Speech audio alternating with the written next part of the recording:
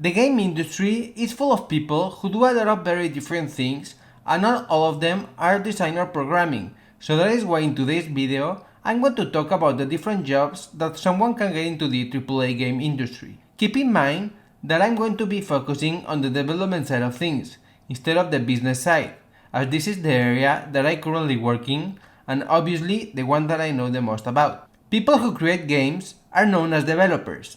In the early days of video games, games were created by only a few people, normally the programmer and the designer. But as the video game industry evolved, it became more commercially successful and more technologically complex. Audiences demanded better looking games, and therefore game companies started hiring specialists in each area of development. Also, in today's industry, a developer can still wear many hats during the development process. Specialization is the commonplace for larger production teams that are normally found in the AAA space. So, who are these specialists and what they do? Let's look at them. Programmers.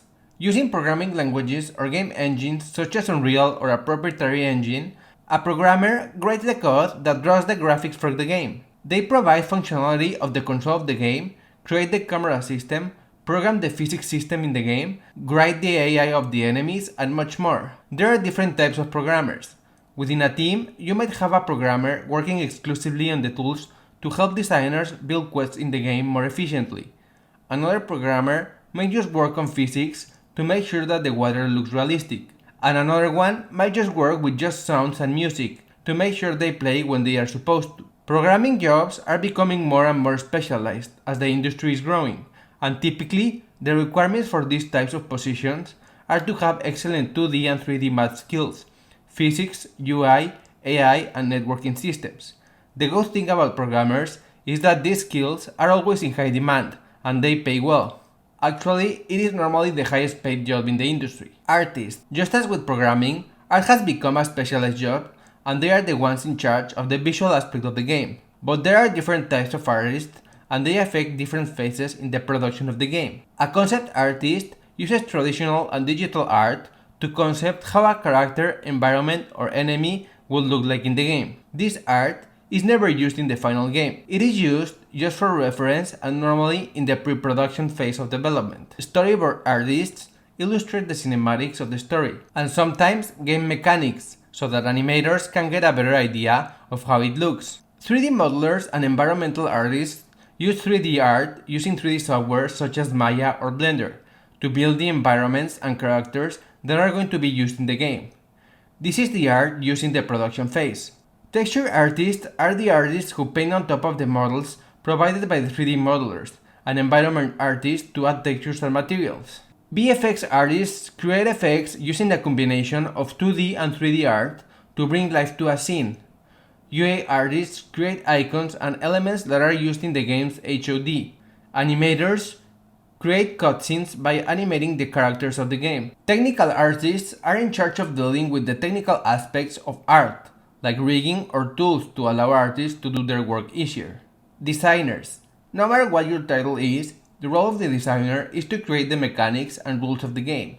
As a game designer, you should be able to say if a game is good or bad and why.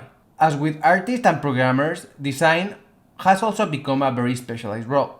There are level designers who are in charge of designing the areas in which the game is played by creating gray boxes using 3D software and populating them with enemies. System designers think about how the game elements relate to each other. Scripters use tools to write simple code to make things in the game happen, like pressing switches to open a door, for example.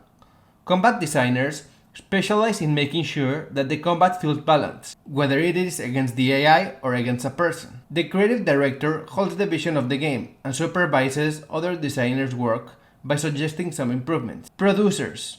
The role of the producer is to oversee the entire process of game development. The producer's responsibilities include hiring and building teams, managing and building schedules, managing game budgets, resolving disputes between team leaders, acting as a team representative to operating management, and arranging outsourcing for music, art creation, or other needs, among others.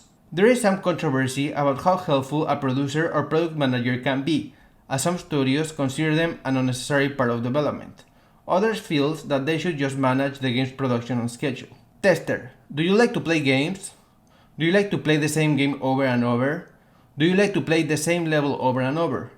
Do you like to play the same part of a level over and over? If you say yes to those questions, then testing might be for you. Testers work very long hours, work in very cramped environments, and have to play games for very long periods of time. In order to be a good tester, you need to be very patient, very persistent, and be a very good communicator in order to let everyone know what bug you found. It is also a very important job, because without testers, our games will be very buggy, and no one wants a buggy game.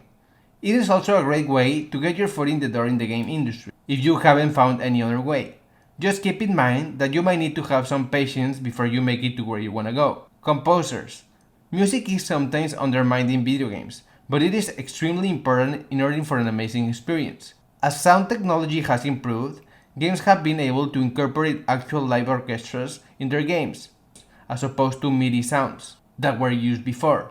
If you want to become a video game composer, you should learn about music and record different kinds of feelings and emotions to build a strong portfolio of different kinds of music.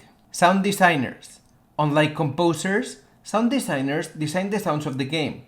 This is a really cool job because you get to experiment with different things and you may be able to create new sounds that have never been heard before. Sound designers give life to the game and make the player actually feel immersed in the game. One cool example is the person who created the T-Rex growl from Jurassic Park. That growl is so familiar now, but when it was created, Steven Spielberg just told him, "I just need something that sounds dinosaur-y." A sound designer in games is also important because it can alert the player that something good or bad is coming, or that something dangerous is about to happen. Sound is one of the most powerful elements that games have, and being able to work with it and be able to change the player experience is amazing. Writer. Writers are the ones in charge of the narrative of the game. More specifically, they write the dialogue for the characters. This position requires you to be very good at grammar and at writing. This position has gained more importance lately as games have been more narrative focused.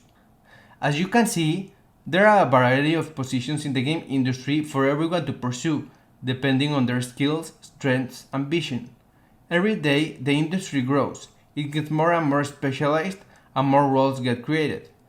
Whatever role you choose, if the game industry is the industry for you, you are not going to be disappointed.